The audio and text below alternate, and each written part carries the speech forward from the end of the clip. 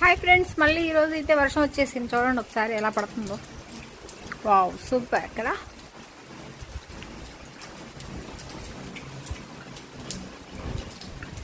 సరే, ఏం చేస్తున్నావు?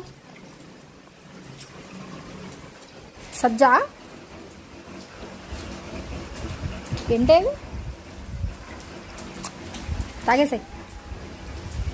ఓ పక్కన వర్షం,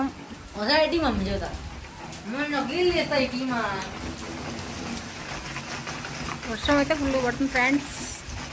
మరి మీ దగ్గర ఉందో లేదో కామెంట్ ఇచ్చి చేయండి.